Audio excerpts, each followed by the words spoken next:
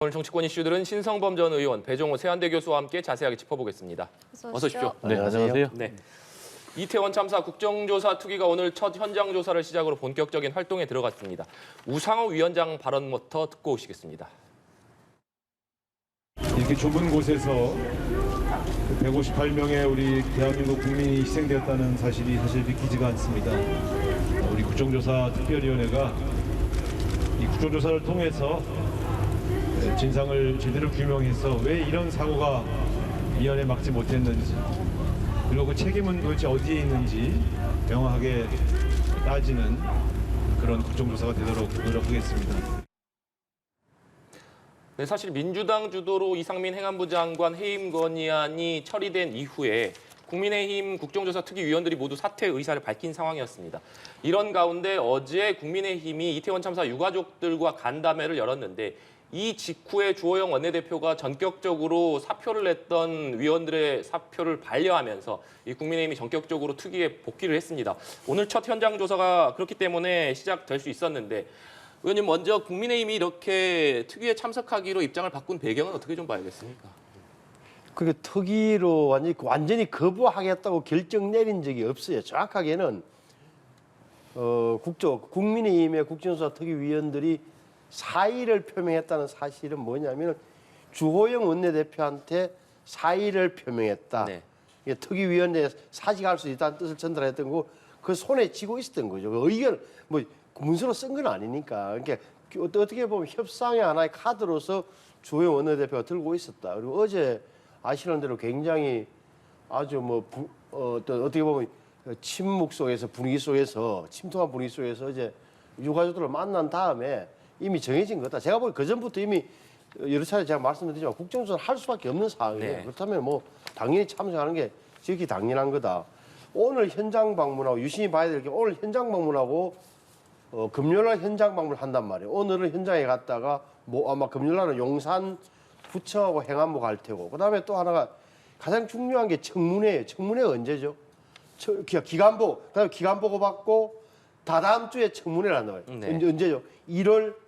2023년 1월 2일, 4일, 6일.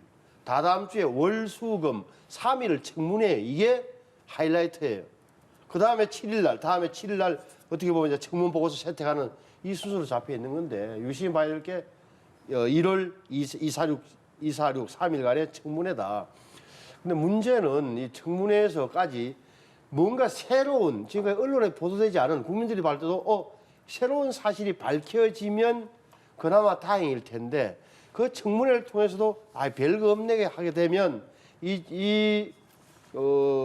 이태원 참사 국정조사가 계속 진행될지 아니면 1월 7일 날 예정대로 종결해야 될지가 결론이 날 것 같아 보여요. 네. 예. 결국에는 새로운 사실이 좀 드러나느냐가 국정조사 특위를 연장하느냐 여부의 중요한 포인트가 될 것이라고 지적해 주셨는데 일단은 절반을 이미 활동 기간이 지난 상태이기 때문에 이것을 재연장할지 물론 지금 민주당에서는 계속해서 연장의 필요성을 강조하고 있는 상황이고 국민의힘에서는 일단 현재 진행되는 특위의 조사를 지켜봐야 된다 이런 상황이기 때문에 일단 연장 가능성을 놓고도 추후에 충돌할 가능성이 매우 높은 상황 아니겠습니까? 안타깝게도 그렇습니다. 그리고 또 증인 채택 문제 가지고도 충돌할 수밖에 없죠. 저는 개인적으로 좀 상식의 정치를 했으면 좋겠어요.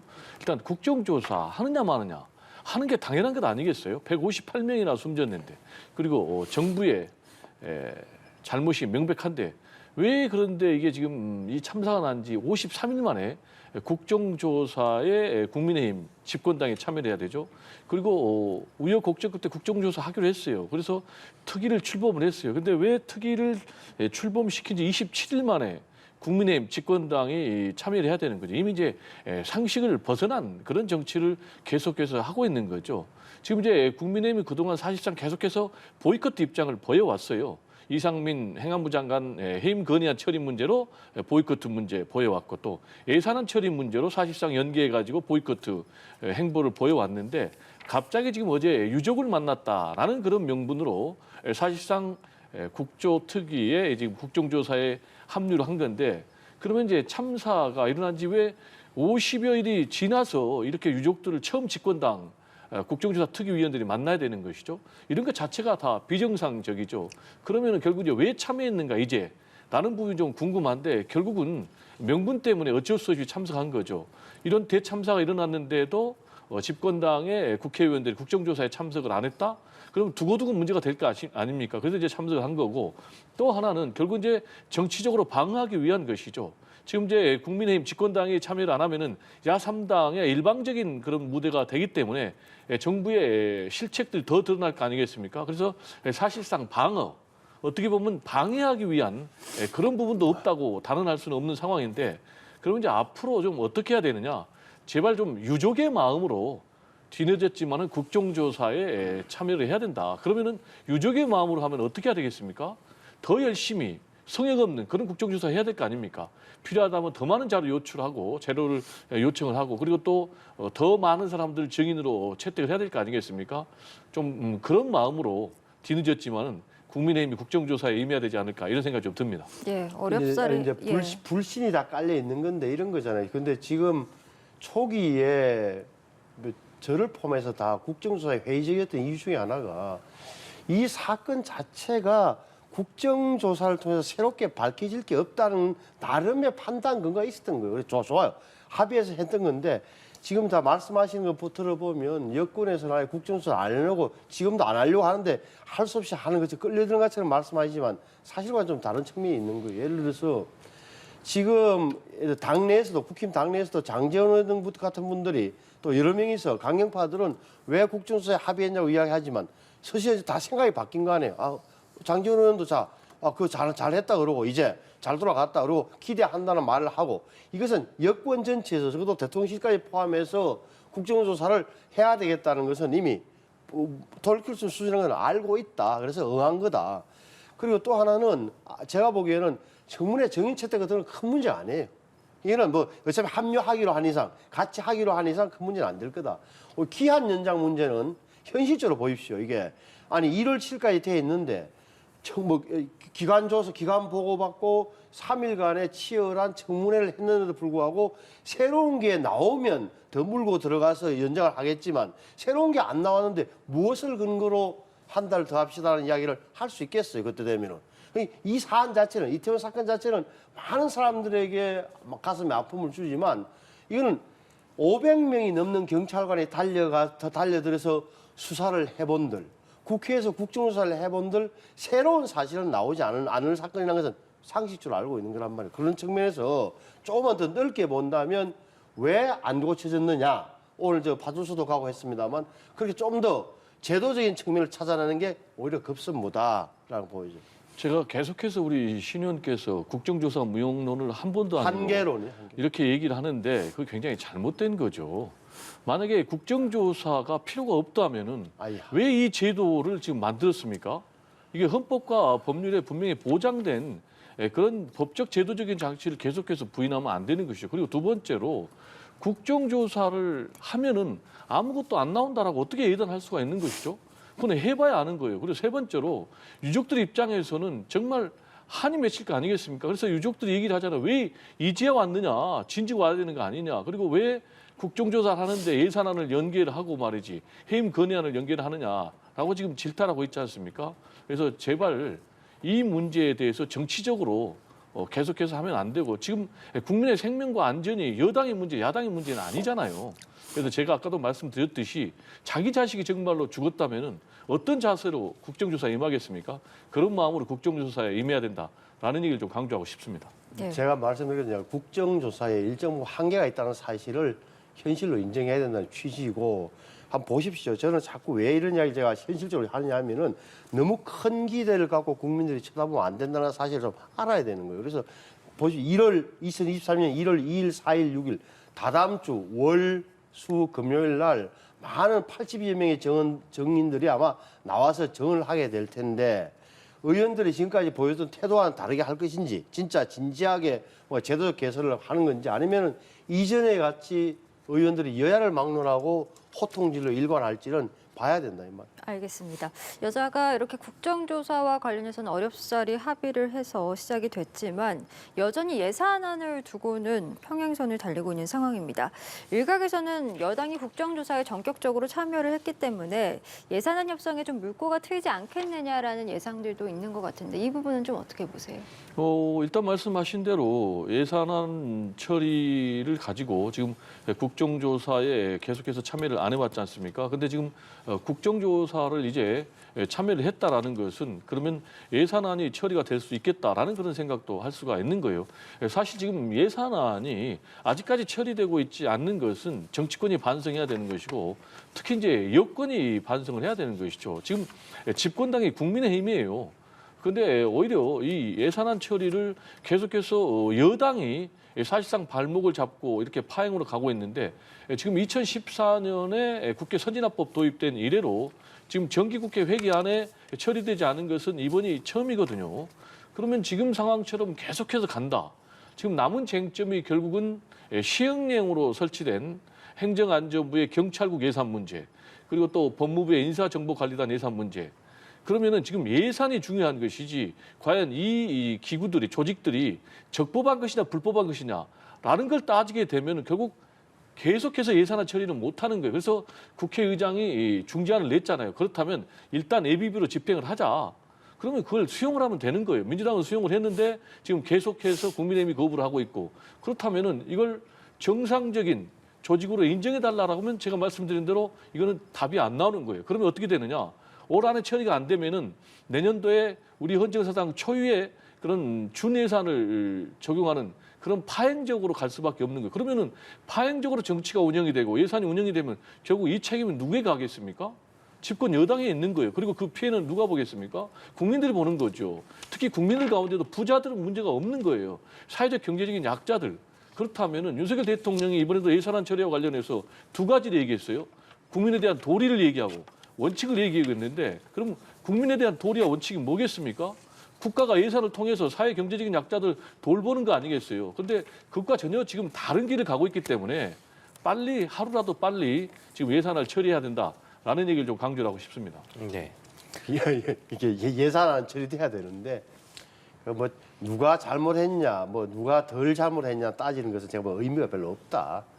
다시 말하면 12월 2일이 법정 시한이었고 12월 9일이 정기국회 끝나는 날이었고 또 1차 시한 국회의장이나 1차 시한이 2월 15일이었고 2차 시한이 2월 19일이었다. 어제였다. 이러면 이제 끝난 거죠. 끝나면 남는 게 뭐냐? 다 지금 언론을 유심히 보시면 언론의 보도를 가해보면 가장 쟁점이라고 했던 법인세법은 어떻게 보면 좀 싹 내려가고 결국은 경찰국과 행안부 경찰국 그리고 법무부의 인사정보관리단 이 예산만 남아 있다는 사실이 이제 국민들이 알게 된 거예요. 이 싸움의 본질은 이 문제였구나. 누구 때문이죠? 이상민, 한동훈 때문이구나.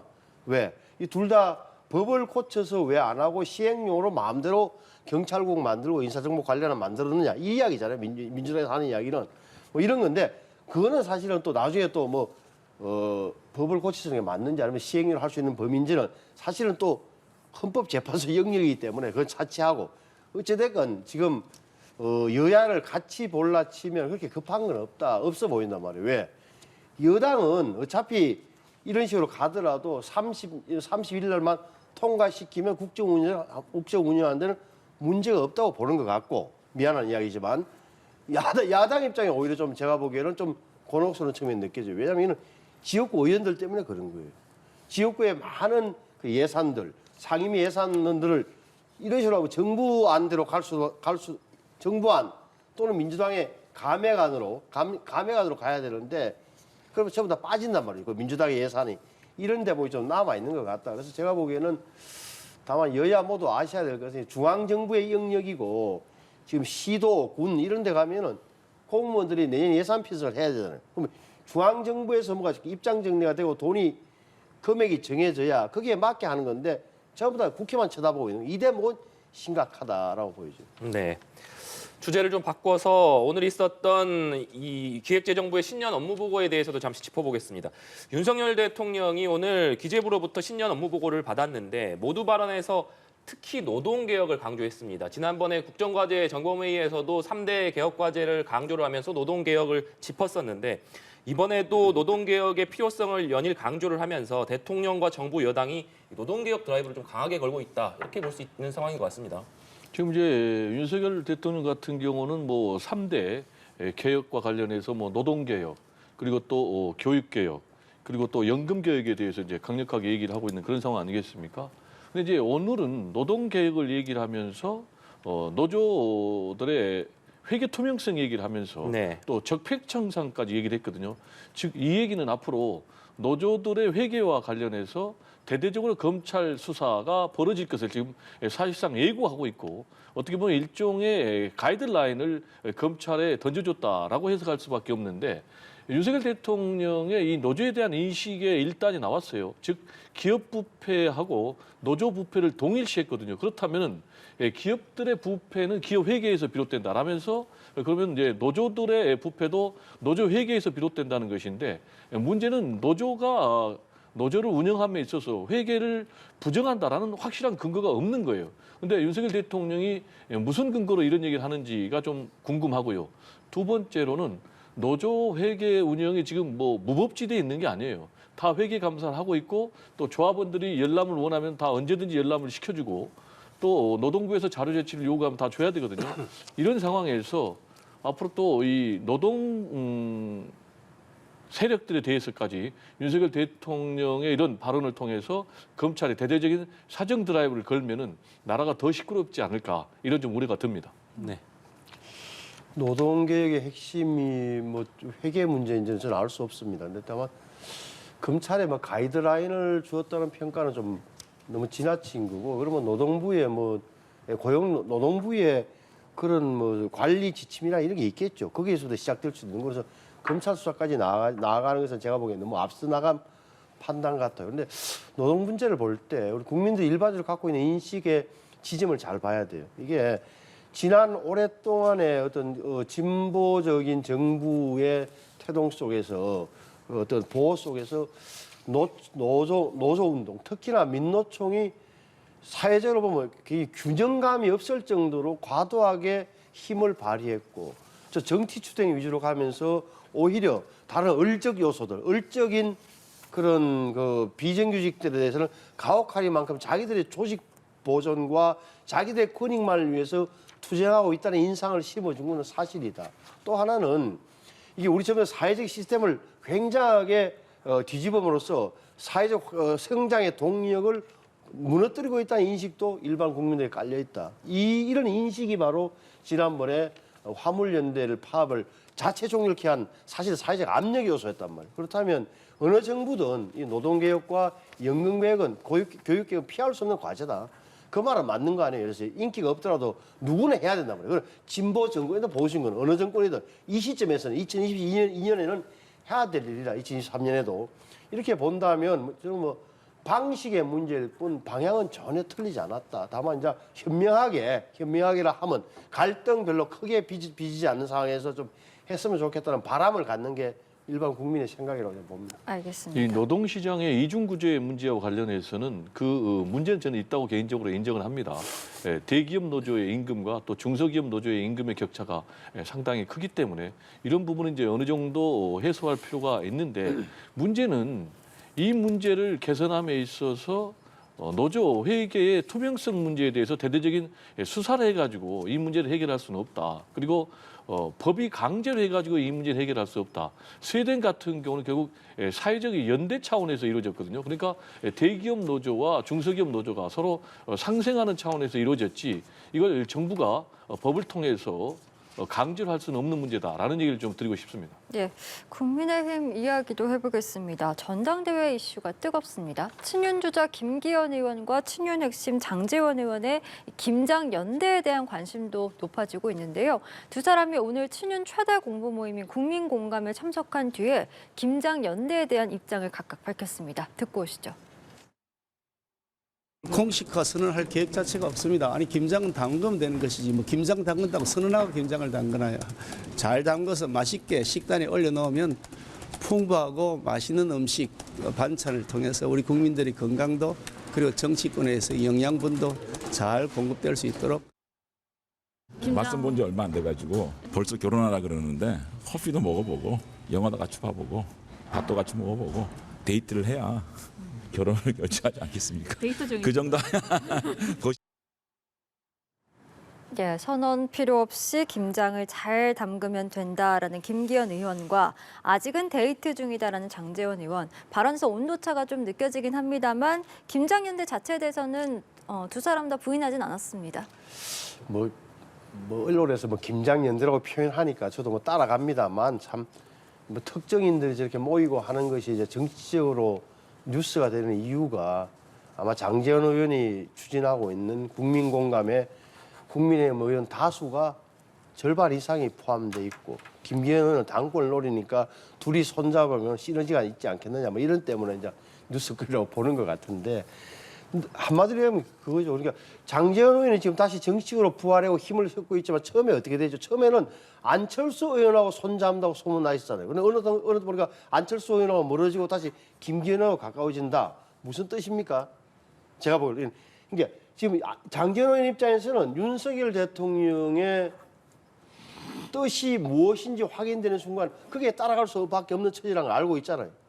지금은 그러니까 우리가 지금 김기현 의원을 돕는 조직입니다라고 할 이유가 전혀 없는 거예요. 김기현 의원은 마음이 급하잖아요. 당내 기반은 좀 있어 보이지만 전반적으로 전체적으로 보면은 지지도가 인지도가 떨어지는 걸로 돼 있으니 조직력도 갖고 있는 장제원 의원과 손을 잡는 게 훨씬 낫기 때문에 우리는 이미 다 한 몸이라고 말하고 싶어하고 장제원 의원 입장에서는 글쎄 지금까지는 1월 정도까지는 김기현 의원과 함께 가겠지만 어느 순간에 윤석열 대통령의 마음이 확인되면 나는 그쪽으로 갈 수밖에 없는 처지다라는 대목 때문에 온도차가 있을 수밖에 없는 거죠. 네, 전대룰 개정에 반발하고 있는 안철수 의원 같은 경우에는 국민의힘의 텃밭이라고 할 수 있는 TK를 찾아서 당원들의 지지를 좀 호소하고 있는 상황이고 유승민 전 의원 같은 경우에는 이것이 본인을 겨냥한 당원 변경이다. 사실상 이렇게 주장하면서 강하게 또 반발하고 있는 상황 아니겠습니까? 네, 이거는 국민들도 다 알고 있겠죠. 유승민 떨어뜨리기라고 볼 수밖에 없는 거죠. 일단 전당대회 2달 앞두고 게임의 룰을 바꾼다는 것이 있을 수가 없는 것이고요. 일단 게임의 룰을 바꾸기 위해서는 기본적으로 주자들이 합의하는 것을 원칙으로 하거든요. 또 선거법 같은 경우도 여야가 합의하지 않고서는 처리를 한 적이 한 번도 없는데 지금 진행 절차를 봐도 일방적으로 하고 있거든요. 당초에 선호도 조사하겠다고 했는데 지금 선호도 조사도 안 하고 토론회도 안 하고 심지어는 의원총회도 안 했거든요. 근데 이제 전당대회 룰이라는 것이 당 운영의 근간이 되는 그런 부분인데 의총조차도 한 번도 안 하고 할 수 있느냐라는 것과 관련해서 지금 당내에서도 이거는 흑역사가 될 것이다라는 그런 문제 제기를 하고 있는데 상당히 좀 절차적으로도 문제가 있고요. 그러면 이제 앞으로 전당대회가 어떻게 진행되느냐? 결국 이제 유승민 대 친윤 후보의 대결로 갈 수밖에 없는 것이죠. 그러면 이제 지금 거론되고 있는 친윤 후보들은 너무나 지지율이 저조하거든요. 그래서 그분들이 제가 볼 때는 레이스를 끝까지 완주하기는 좀 어려울 것이다. 그리고 두 번째로 나온 사람이 이제 김기현 당권주자, 이른바 이제 김장연대 아니겠습니까? 윤핵관 대 비윤핵관의 결합. 나름대로 좀 상당히 매력적인 포인트이긴 하지만 문제는 이 김기현 당권 주자도 일반 국민 여론조사하면 3%에서 5% 정도밖에 나오지 않고 국민의힘 지지층으로 가도 유승민 전 의원한테 지게 나오거든요. 그러면 이거는 필승 카드가 아니기 때문에 그래서 지금 나오고 있는 것이 차출론. 그럼 구체적으로 누가 차출이 되느냐? 권영세 통일부 장관, 또 원희룡 국토부 장관, 그리고 만약에 이 두 사람 가지고도 안 된다. 그러면 일단 선긋기도 했지만은 확률은 매우 희박하지만은 한동훈 법무부 장관 카드까지 나와야 되는 이런 상황인데 결국은 유승민 대 누구가 결선 투표 가서 최종적으로 당 대표가 선출될 것으로 이렇게 전망이 됩니다. 네, 알겠습니다. 저희 오늘 두 분 말씀은 여기까지 듣겠습니다. 지금까지 신성범 전 의원, 배종호 세연대 교수와 함께했습니다. 고맙습니다. 네, 감사합니다.